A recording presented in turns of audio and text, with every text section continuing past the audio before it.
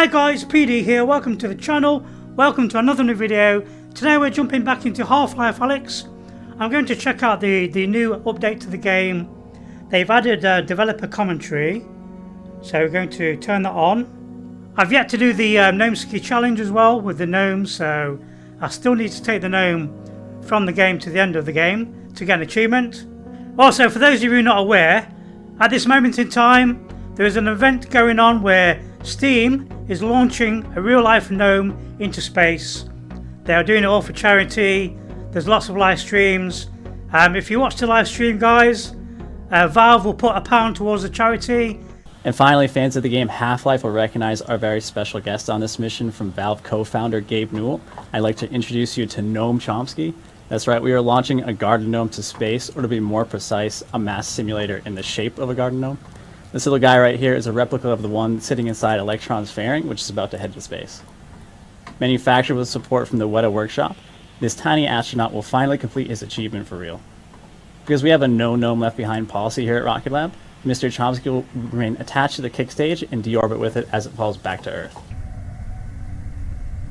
And there goes the fairing, and welcome to space, Mr. Gnome Chomsky.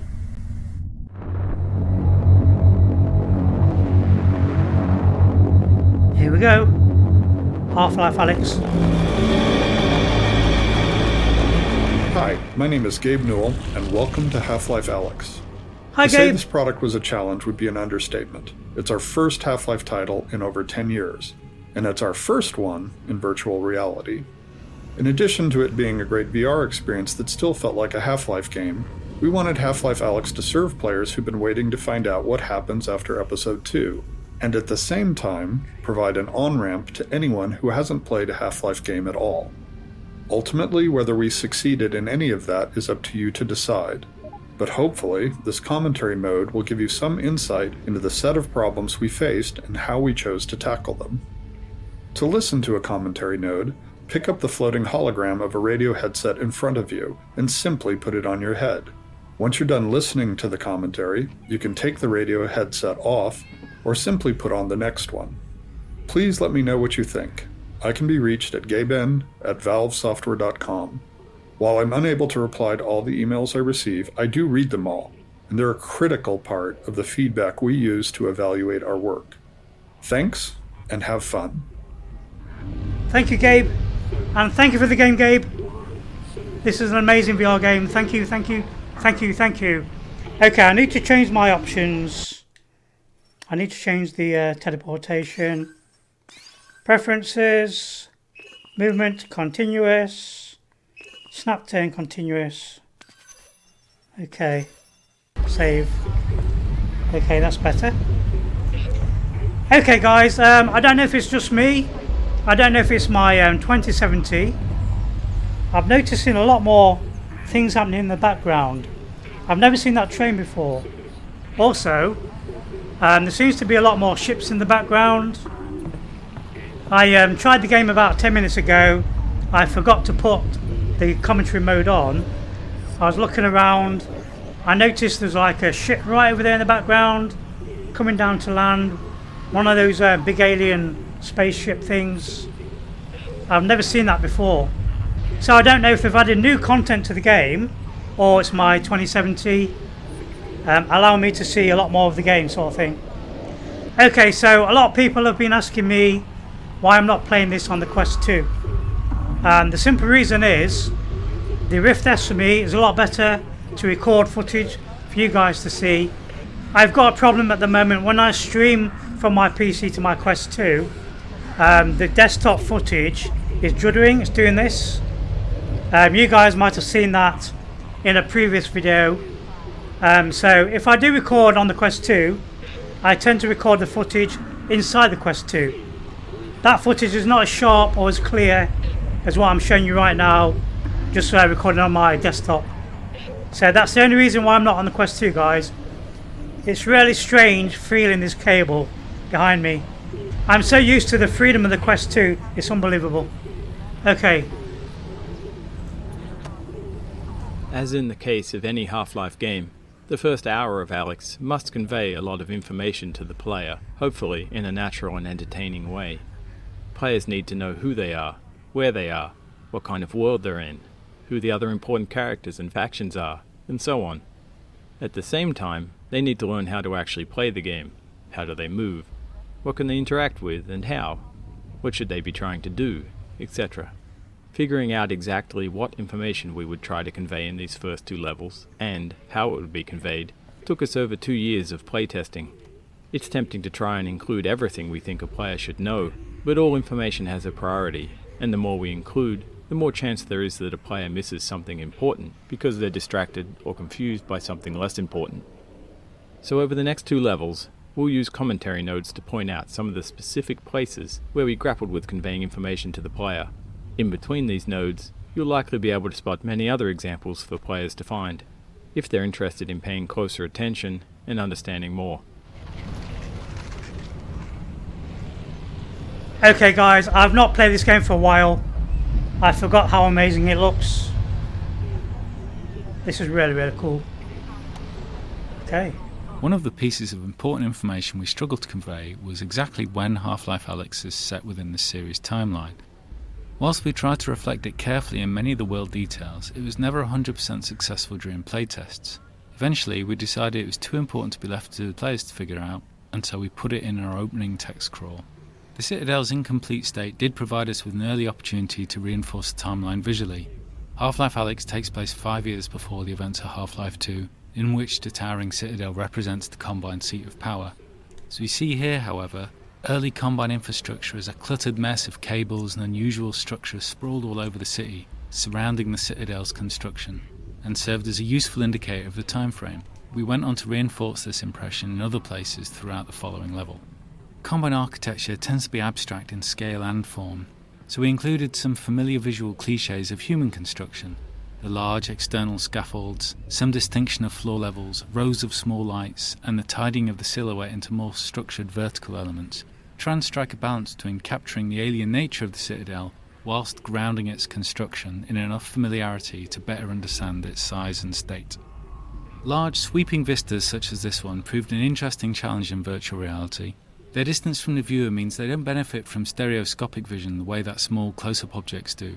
Because of this, the small objects on the balcony often draw the attention of the players before they've even noticed the imposing structure in the distance. If we moved the Citadel too close, it felt absurdly huge and difficult to take in. Yet placed alone on the horizon, it felt two-dimensional and flat. We found the solution in filling the space between the viewer and the distant structure with many scale references. The city itself, huge supply cables leading towards the vanishing point, large repeated Combine buildings, heavy pollution fog, careful lighting, and all the animated elements, especially the helicopter whose sound begins in the fade-in. All these were carefully composed to help draw the attention of the player to the Citadel first, before letting their attention wander to take in the details of the city, and settle ultimately on the inviting items here on the balcony. Hi, I'm a Dalek. Okay. Okay, this is really cool, guys. It's really nice having this perspective on the game. Okay, let's get started. Alyx, how's it looking up there? It's good, Dad. Metrocop movement is normal. Same for the Combine patrols. How's it going in the stockyard? In these first areas of the game, we grappled a lot with the density and prioritization of the information we were conveying to the player. Playtesting showed us that players in VR were easily distracted, often due to better peripheral vision, such that they'd focus on one scene element while losing track of others. This was exacerbated in these first rooms because players were acclimatizing to being in VR, often for the first time. In addition, different players progress at different speeds. We saw some players spend 30 seconds on the opening balcony and others 30 minutes. As a result, we did a lot of iteration over the set of opening areas, each time changing what information we tried to convey and where. Initially, the video call from Eli took place in the later refuge room with the Snarkin camcorder, but players were often too engrossed in interacting with all of the detail in that room to pay attention to the conversation between Eli and Russell. We moved the video call out to the starting balcony, but there it distracted from the establishing shot of City 17 and the Citadel. It also came at a time when players were still figuring out core game elements like movement and hand interaction with the world. That collision made simple things hard, like when to show the player a movement tooltip if they immediately started the video call. Eventually, we settled on inserting the greenhouse between the starting balcony and the refuge, which allowed us to move the call to an area with a slightly obscured vista and fewer interactable objects. This avoided the distraction problems and ensured players were past the initial gameplay moments of figuring out their hardware and movement setup. It also had the bonus of allowing us to add further detail to the opening balcony and Alyx's refuge without fear of creating distractions from the video call. Don't mind me, I'm just doodling.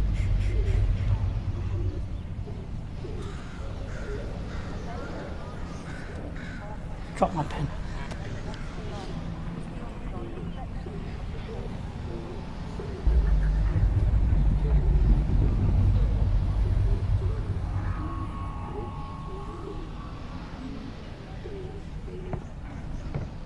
Okay.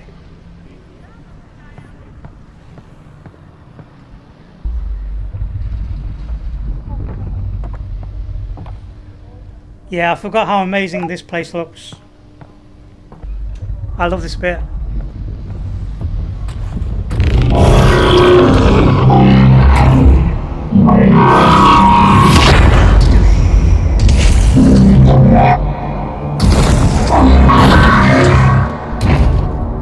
Beyond conveying critical information about the state of the world, the first 2 levels of Half-Life Alyx also needed to demonstrate some of VR's strengths. Conveying a sense of scale is something VR does much better than flat screens, and our early playtests showed us that nothing quite sold that scale more than seeing a Strider up close.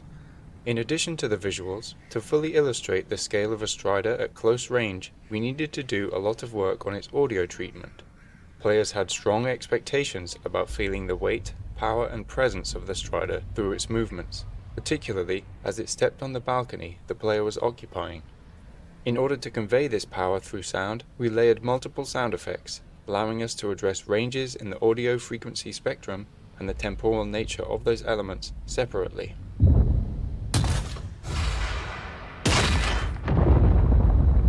We then combined those elements in the Source 2 audio engine to control them as one sound. And you did a really good job. That first opening scene is amazing. See, Jeff Keighley? Why is Half-Life Alyx not on your Game Awards for Game of the Year? This is better than any flat game. Period. Okay, he's my favourite pet. Hello, buddy. I'm back. What have you been eating?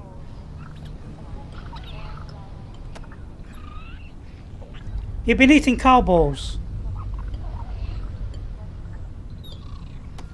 I've told you, you're only allowed fish food. There you go, fish food. Leave it upside down. This room, internally referred to as Alyx's Refuge, was initially the location where the Eli video call took place. However, once that video call was moved out to the balcony, this room was freed up to solve other problems. In the Half-Life series, we've always tried to ensure that there's generally enough narrative for all players to understand where they're going and why, but for players who slow down and pay attention, there's more detail that can lead to a greater understanding. With the balcony being a place to get familiar with the game's inputs, the greenhouse being where the story kicks off, and the Strider there to surprise players with spectacle, we decided that the Refuge could be a quiet moment for players, where they could discover more narrative detail in the environment. At the same time, it could be a place where they can play around a bit more now that they're acclimated to being in VR. Spending time in the Refuge is meant to bring players into Alyx's role in the Resistance and her place in the world. We wanted it to feel like a real stakeout spot, where Alyx had been cooped up for weeks or months while planning the heist, doing research on the Combine. The camcorder, snark, and whiteboards are all toys that respond to detailed interaction and reward deeper investigation, giving curious players more information about the world of City 17 and what Alyx has been doing in it.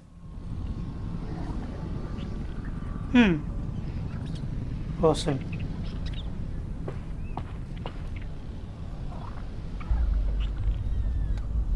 See you later, mate. I want to take him with me. Okay. Call the elevator.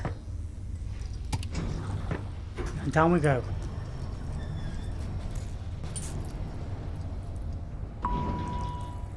I'm a big fan of the commentary modes in games, guys. Alyx, Hello. Alyx, are we good? Yep, they got the reactor. Easy peasy. I'm headed back to the safe house right now to meet Dad. Watch your back, Olga. Go. We'll be in touch. Stay safe. Run.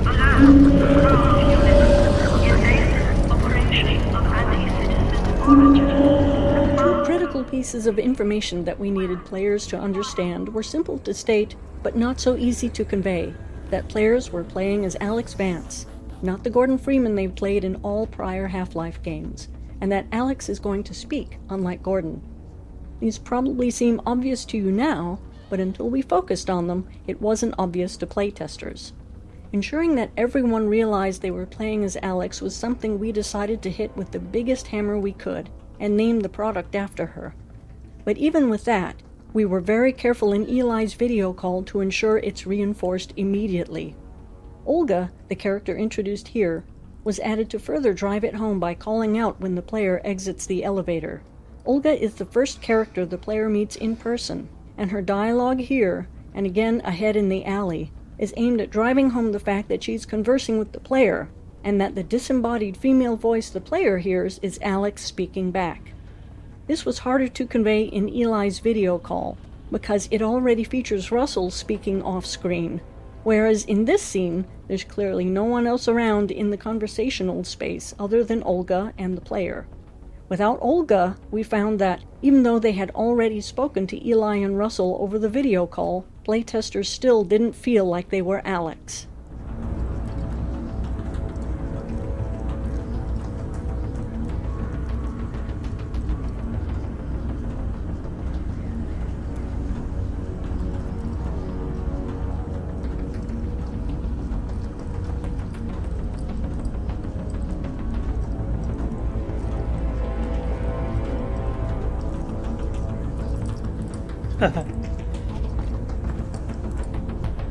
Okay, music. When we started Half-Life Alyx, we were very curious to find out how VR would impact our music design. The Half-Life series has always used music sparingly, often leaving the ambient sounds of the world to provide the audio background. But it is a tool we like to use to highlight moments where the world state has changed in some important way. In this case, that something's riled up the Combine. In our early playtests of this scene, without music, but with many of the other visual and audio elements represented, we found some players didn't understand that they should move along, and that others became distracted by the interactive objects in the laundry. We experimented with some very simple quote-unquote action music to communicate the changing of the Combine threat level, as well as the story's intention for Alyx to get to safety, and found that players were less likely to forget their quest and move towards their goal.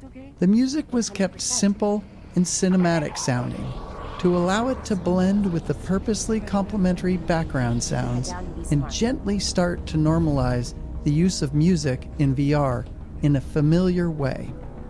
This success encouraged us to use the same technique in scenes with similar requirements later in the game.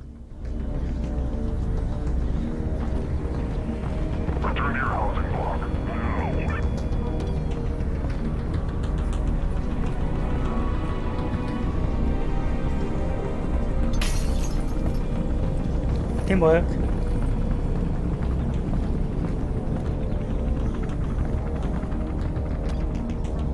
Okay, there's a couple in the house there. If you look in the window, they close the window. Really, really cool. Hey, leave my friends alone.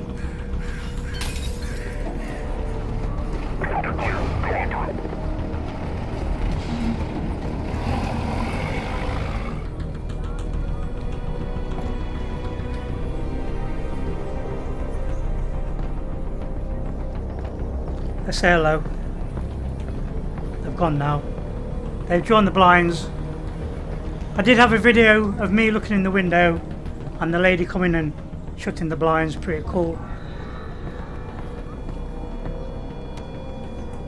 The remainder of this level is designed to continue informing the player about the world they're in. and to support the increase in the Combine's alertness. We also wanted detail to make the city feel alive, something that becomes much harder later on, once the player has a weapon. This was tricky to design due to the challenge we're often faced with, the friction between narrative state and gameplay state. Here, the narrative implies that Alyx should be making her way back to Eli as quickly and quietly as possible. But gameplay-wise, we're at the start of the game, and players are still testing the limits of everything they can see and touch. Yep. Unsurprisingly, playtesting showed us that some players would dedicate themselves to following the narrative and quickly move through the area, while others would completely ignore the narrative and explore every nook and cranny. While it's tempting to simply remove all distractions in an attempt to unify all players towards following the narrative, it would send the wrong signal about the density of our world and how the game intends to reward players for exploring it. So we spent months refining this section, adding, changing, and removing elements. We tried to find the right level of narrative tension, where players felt like they should be moving along, but not so quickly that they can't stop to tinker with something.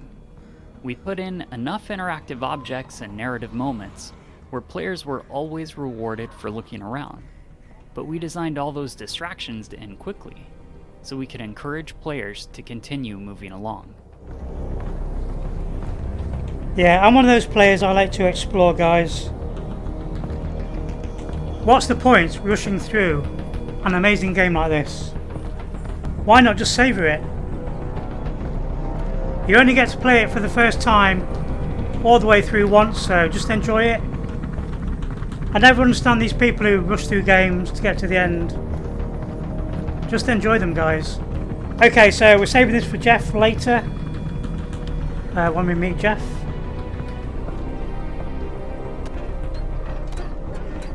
Okay, no post.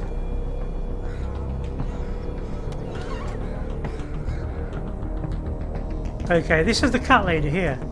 Hello, cat lady. She's got loads of cats in there, look. I really want to have a look in that room. Can I look through here? No. Hello, pigeons.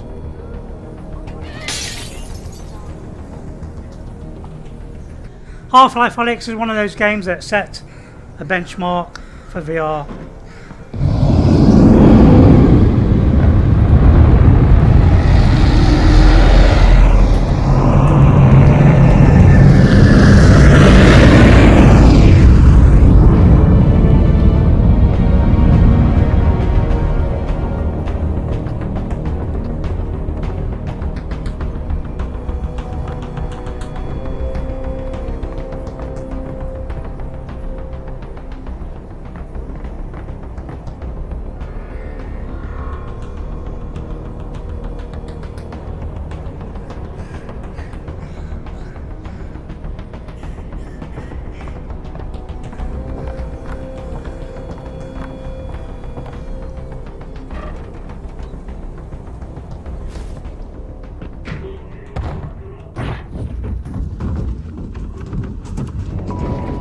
Hello, it's me. Whoa, wait, I just live here. Wait, don't shoot.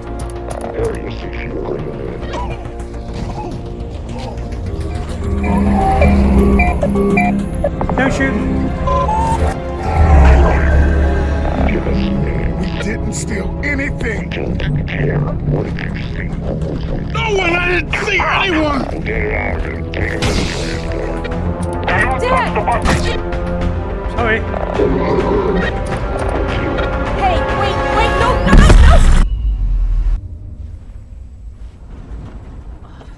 Okay, van crash.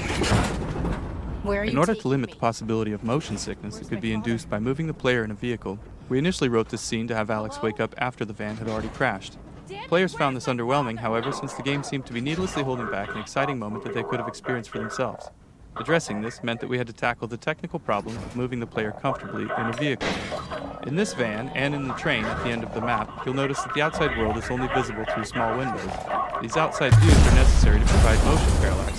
Small small window size ensures that the player's field of view is always dominated by the vehicle interior, which is naturally in the player's own frame of reference. This greatly reduces the occurrence of motion sickness. Aside from the parallax of the outside world, we use animated lighting and careful sound design to produce the effect of riding in a vehicle.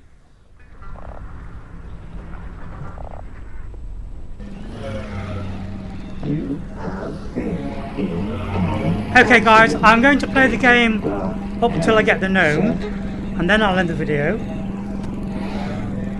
Hello? Alyx, you there? You've got to get moving. Russell?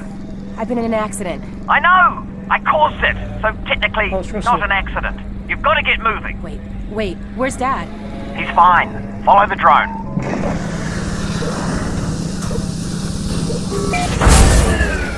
Thank you.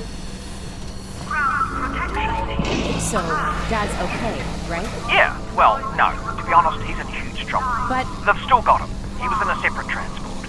And you saved me? Well, yes. I had no way of knowing who was in which van, so... Yes, the result was that I saved you. Do we know where they're taking him? Criminal holding. And then, when they realize he's Eli Vance, to Nova Prospect. But I'm already working on a plan to get him back. You're close to my lab. Keep following the drone. We'll figure out what to do. Okay, so I noticed lots of rats in the game. Where the last map was focused on conveying a lot of information about the world state to the player, this map is where we need to start the player's larger quest.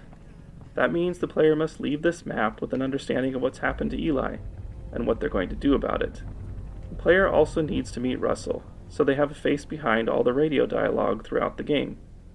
Finally, we need the player to collect the gravity gloves and the pistol and learn how to use them both. This is a daunting list. From experience, we know that if we cram all that into a single scene, players won't be able to remember more than a couple highlights. So this map's purpose is essentially narrative pacing. We need to draw apart the required events, separating them with enough time and space that players could ingest and remember them. At the same time, we're a little under the gun. Playtesting showed us that by now, some players have been playing for 30 minutes, and they're wondering when they're going to see some enemies. Hello, my name's Mr. Rat, and I'm playing Half-Life.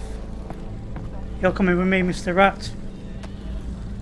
One of the first steps the writing team took on this map was to flesh out a scene between Russell and Alyx that covered all the dialogue we needed.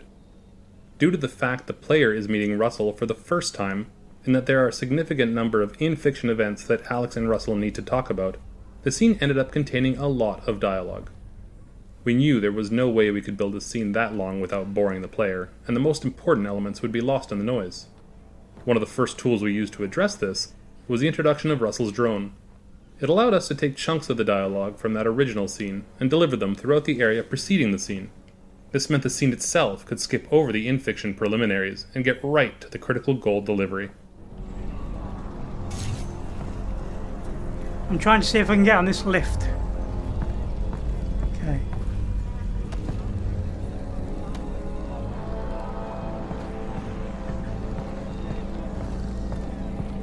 That way?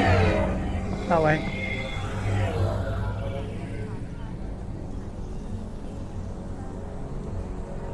See what I mean? There's a lot more happening in the background.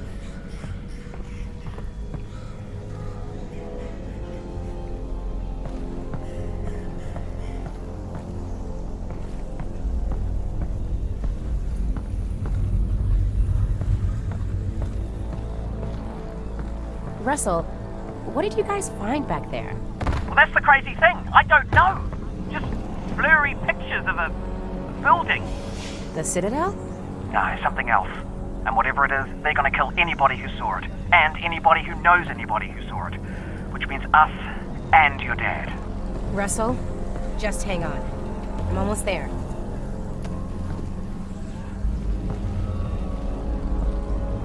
Hup!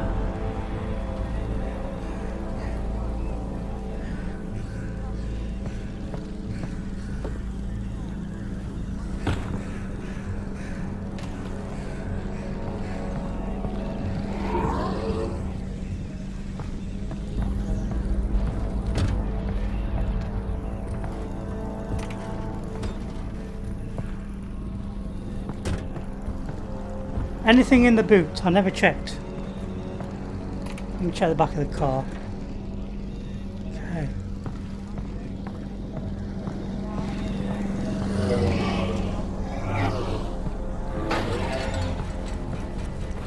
I know there's an achievement on this part.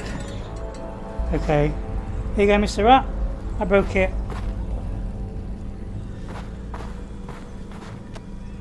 In addition to delivering narrative at a consumable pace, this map needed to continue communicating the state of the world outside of the quarantine zone. We also wanted players to understand when Half-Life Alyx takes place in the larger Half-Life timeline, and to see for themselves the massive scale of the Citadel under construction. The power of the Combine is embodied in their indifference towards humanity. They've conquered Earth with little effort and are now plundering it for their own ends. They put a modicum of effort into their propaganda, but it's ultimately uncaring. Later in Half-Life 2, we see Breen's attempts to talk to humanity with more seriousness, but it's unclear whether that directive comes from the Combine or if it's just Breen's attempts to be useful to them. Meanwhile, the Combine construction is brutally efficient. The Citadel's pervasive feeder cables make no attempt to fit into the lives of the residents as the Combine drains the city of its power. Within this playground, a nostalgic nod to Half-Life 2, this enormous cable has been run right through the mural on the wall, demonstrating the Combine's total lack of interest in the history behind the city. Here you go, mate. I'll save you. Have some beer.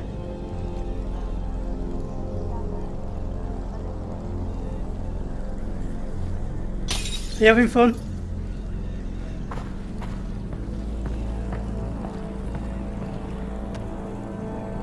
Can I put that on my head? Turn myself into a giant gnome.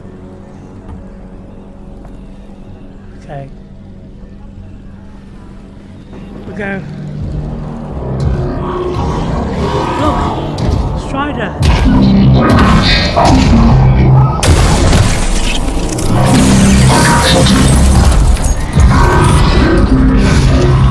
Alyx, everything cut out for a second. I lost the headset video feed. Can you see my drone? Is it okay? Sure. Yeah, I'll be there in a minute. Okay, they broke the robot. Say cheese. Say cheese, a rat. Say cheese. You get it? I made a joke. I didn't realise. There you go. Some armour plating for my rat. I'm going to put you in the bucket. Here you go, look. Go in there, mate. Keep you safe. Oh, where's it gone? Stay in the bucket. No, stay in the bucket. I know you want to play. We're not playing today. Stay there. Okay, sod that. Just me, Mr. Rat, and his body armour. Let me put this on you, mate. Come here. Whoop.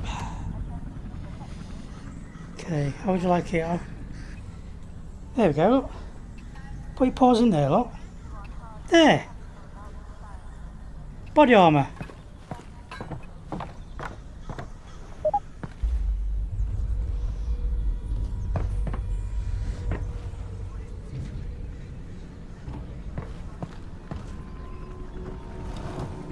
Okay, we found Russell's house. Hello. Pizza, please. Plenty of pineapple. Yes, thank you.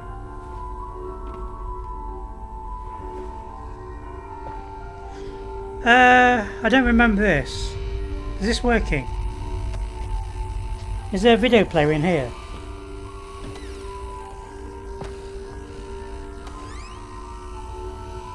Russell, where's the video player, mate? Me and Mr. Rat want to watch something on telly. Ratatouille, the Disney movie. Please stand by. You got plenty of cassettes, but he hasn't got a cassette player. What's the point in that?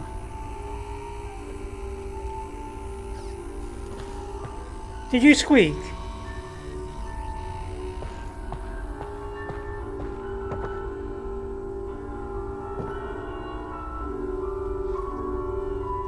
Okay, so I'm exploring a lot more now as well, guys. This commentary mode has given me a reason to explore a lot more. Got some fine china.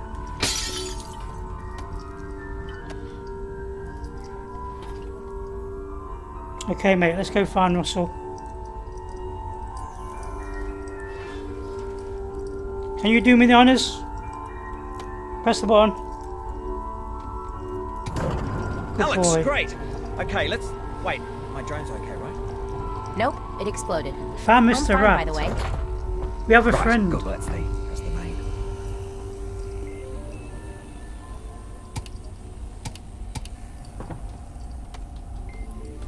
Yeah, 3D. Okay, I remember these graphics cards, guys. When I had the Elsa 3D glasses, Nvidia was big into 3D. You had these special cards, you had special drivers. I remember all these. Russell, they've got Dad. I know. This is bad. They're gonna find out what he knows, and then... yeah, they're gonna kill him. Oh, God. Stay. But the good news is, we've got something they don't. Which is? My plan to get him back. Great. Let's hear it. Now, pretty soon they're going to realise that your dad is not going to talk. And when that happens, he's off to have his brain sucked out. Russell. Potentially. Maybe not. I mean, they could just drill into his... Oh, yeah. Still your dad. Right. Well, what they will do is take him by train from here. This is Eli. To Nova Prospect. And if he gets on that train, that's it, right? Not necessarily. Grab something that represents us. Okay, let me check out this. Actually typing. Right from our earliest experiments in VR, we learned that players expect a high level of audio fidelity, even from minute interactions, particularly when the sounds are meant to correspond to clearly observable visuals. For instance, in one of our prior games, it may have been acceptable to use a generic sequence of computer key sounds when Russell was typing. In VR, however, we know that a player can observe the animations very closely, and even put their head right next to Russell's keyboard if they choose. In this case, players would notice a lack of one-to-one correspondence between the key press animation and sound. For Half-Life Alyx, we authored a set of individual key press sounds to be driven by animation. For example, as Russell's fingers animate to press a key, one of these key press sounds is played, resulting in precise synchronization of the animation and sound. Okay, let me check out this one. Russell's laboratory is the first time the player is in the same room as another character, and it highlights one of the main challenges we face when designing choreographed scenes in VR, keeping the player and characters out of each other's space.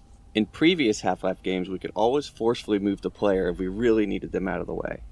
We made several attempts at finding a similar solution in VR, but found that it often made players feel deeply uncomfortable or disoriented.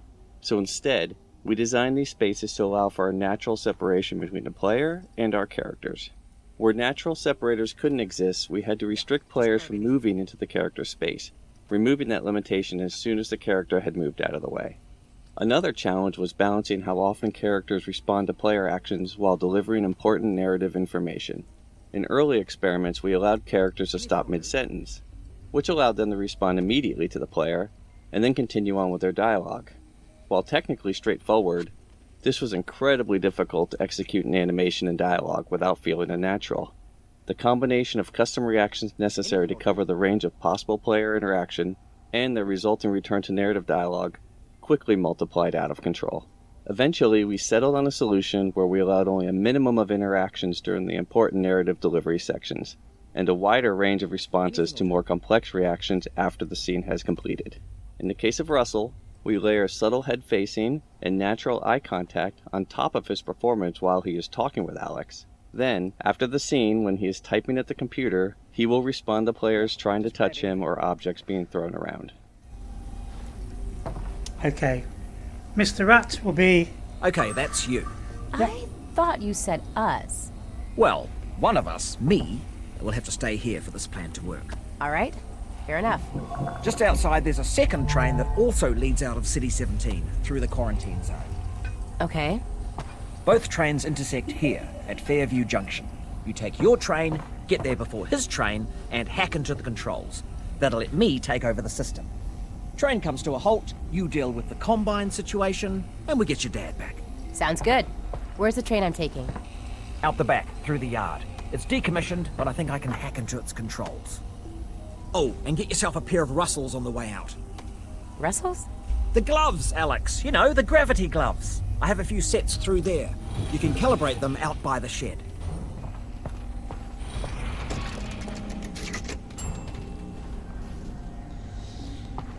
Okay, so he's been experimenting in here, look. With some gloves. Also, there's objects in the ceiling where everything's gone wrong. That's not working. Screwdriver there, look. Okay. Burnt out dummy.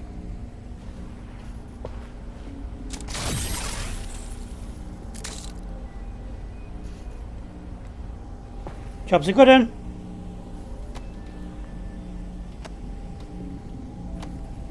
Okay, Mr. Rat, let's go test some weapons.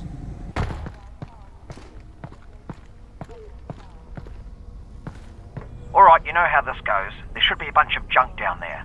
Aim at something with your hand open. Okay, you stay there. One frustration players may encounter in VR is having to physically bend down or reach out for objects in the virtual world, especially if they have limited real-world space. A common solution for this is to provide a way to bring objects to the player, instead of forcing the player to go to them. We knew this would be an important feature in Half-Life Alyx, with its sprawling levels and players' desire to explore every corner of the world. We didn't want this mechanic to feel too gamey or magical, so we decided to integrate it into the fiction of the game by making it a feature of the gravity gloves, which are a natural precursor to the gravity gun of Half-Life 2. This allowed us to present the mechanic as a real physical action that's enabled by a piece of in-fiction technology. To emphasize the physicality that is unique to the medium of VR, we used a physical gesture to activate the pull instead of a button press, and then required the player to actually catch the object instead of automatically attaching it to the hand. This made the mechanic feel more natural and rooted in the fiction of the game's universe, while allowing the player to feel powerful and accomplished. Excellent! Now make a fist. You've got it. Just a little flick of the wrist. Catch it. Okay, experiment time. Just point your hand at something. Registered. Now flick your wrist to bring it in. Come here. I can't pick him up. Come on. There we go.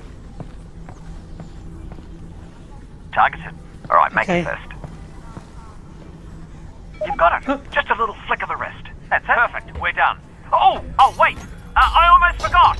Alyx, up here! You're gonna need a gun! Don't worry, it's unloaded. It's unloaded now! Thanks, Russell. Oh, almost forgot. Guns need ammo. Here you go. Alright. Perfect. Right, heading back to the con room. Okay, mate, I'm sorry to do this, but this is the end of the video. End of the line. Say goodbye, Mr. Rat. Okay, so we need Mr. Gnome. He's around here somewhere. There he is, look. So the Gnome challenge is to take the Gnome all the way to the end of the game, guys.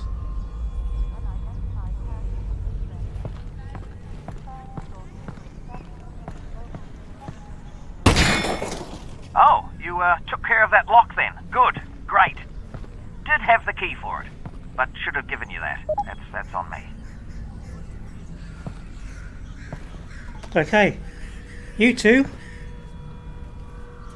Come on. Hello. Mr. Chomsky. Meet Mr. Ratatouille.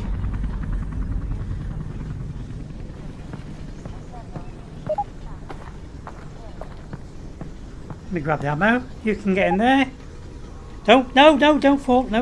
No, don't you. No! I lost my rat. Okay, don't you disappear.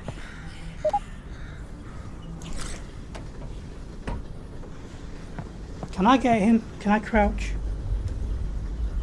How do I crouch? There we go. Okay, where is he? Mr. Rat. I've lost him. I can't get under here to get him. The gloves don't work. Bye, Mr. Rat. Alright, here we go. Next stop, Fairview Junction. Thanks, Russell. And good luck, Alyx. Goodbye. Obviously, just to let you know, I am still here, though. I know. Okay, guys, thank you for watching. I hope you enjoyed the video. Please leave a like and subscribe. Be sure to hit my little bell. I'll see you in the next one. Bye.